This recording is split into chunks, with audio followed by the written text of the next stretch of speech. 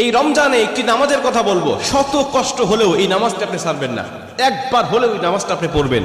নবীজি এই নামাজের এত গুরুত্ব দিতেন, নবীজি বলেছেন জীবনে একবার হলেও তুমি এই নামাজটা পড়বে। এই হাদিসটি ইবনে মাজাহ শরীফের, তিরমিজি শরীফের এবং আবু দাউদ শরীফের 1297 নম্বর হাদিসের মধ্যে এই হাদিসটা বর্ণনা হয়েছে এই নামাজের কথা।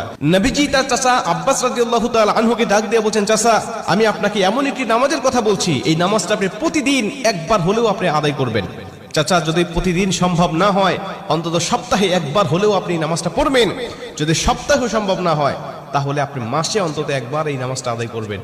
চাচা যদি মাসেও আপনার পক্ষে কষ্টকর হয়ে যায়, বছরে একবার পড়বেন। যদি বছরেও না পারেন, জীবদ্দশায় অন্তত একবার হলেও নামাজটা পড়বেন। কারণ এই নামাজটা এত পাওয়ারফুল নামাজ।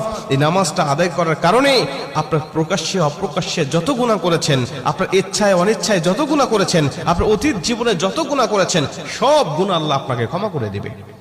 চাচা